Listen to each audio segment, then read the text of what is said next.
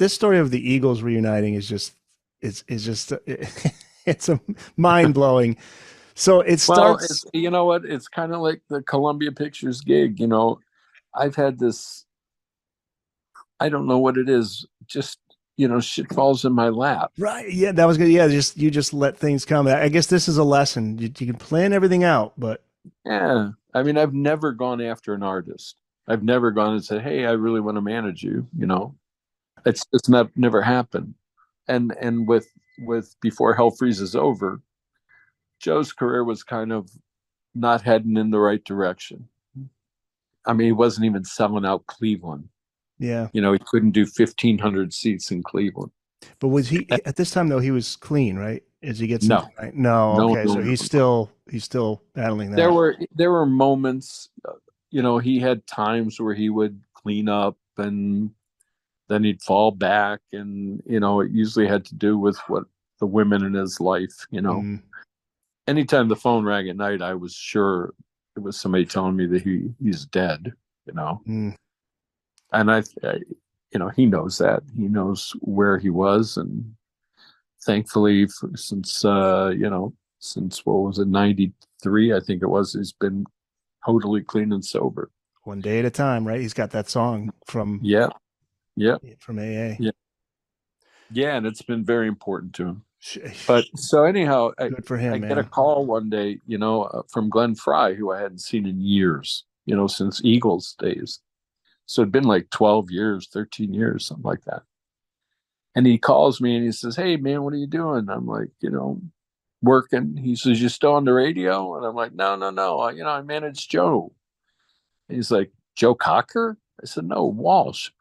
He goes, "You know what? The hell with him. I don't even want to talk about that." And I'm like, "Well, what happened?" He says, "Well, I've been trying to get in touch with him for like a year now, and I was told he wants nothing to do with me."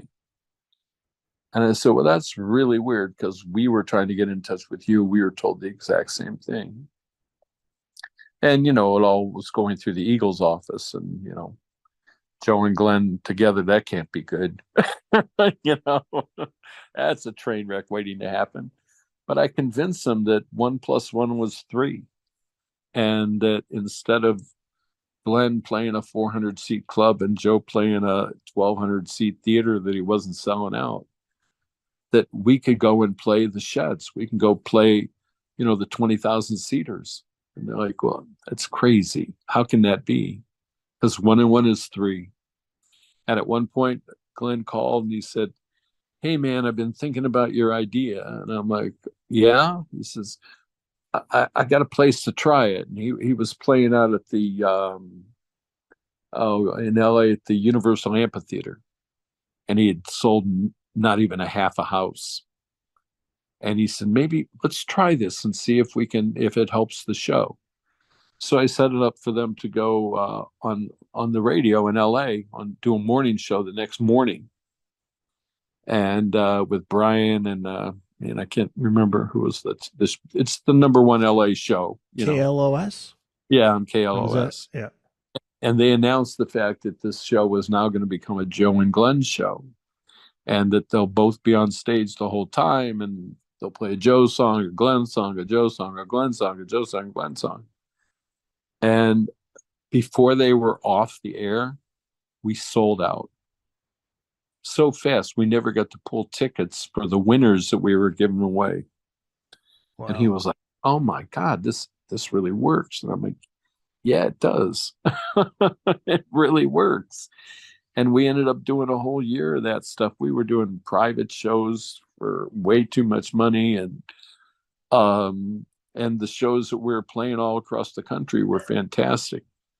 And then Irving Azoff called and said, "Henley wants to join in one of the shows, just, to have some fun." Glenn said, "No way. We're having way too much fun without him." And eventually called again, and we were doing a fundraiser in Aspen. And Don and Glenn both live in have homes in Aspen. Glenn, I think at the time, had 3 or 4 houses and condos there, and a studio and all kinds of stuff. And so I told Glenn, I said, I got another call. Don wants to help out with the charity. He's like, okay. And, he had some stipulations and they were all followed. And Don came out and killed it. I mean, the three of them with the band that it was backing them up, they did a 6-song set. And the people went out of their minds. Oh, I'm sure. That night, Irving Nazov had a huge party with everybody. I think everybody in Aspen was there. And at one point, Joe, Don, and Glenn disappeared. Nobody knew where they went. And my wife and I at one point just left the party and went back to the hotel. And next morning, I had a call from Glenn, and he said, there's a car downstairs. Don't take a shower. Just get in the car. I'm like, what's going on? Just get in the car. And he hangs up. So I'm thinking, this can't be good. I felt that something happened that he didn't even want to do Walsh and Fry anymore, So I called Joe's room. I said, hey, what happened last night? He goes, I'm sleeping. I said, well, I got a call from Glenn. He wants me to come over. I'm sleeping. And he hangs up the phone. So now I'm really nervous. And I get over to Glenn's house and he throws like a legal pad and a pen at me and goes, okay, start writing. And he started giving me all what became the basis of the Hell Freezes Over contract. And Wow. I called it the Glenn Commandments, where everybody thinks that Henley was in charge of the Eagles. Never. No. Until Glenn passed away. It was always Glenn's band. Everybody would tell him what they thought, and Glenn made every final decision. Every song that was recorded was Glenn's decision. Anything that had to do with the Eagles. Glenn was Eagles. And it was a pretty cool situation. And all of a sudden, we put together this tour that originally was going to be like 9 or 10 shows. Irving did an amazing thing. He wanted to see if there was really any interest in the Eagles after 13 years. He came up with this idea to do this record called Common Thread. And he had gotten like every major country artist to do an Eagles song. And it sold like 3 million out of the box. It was crazy.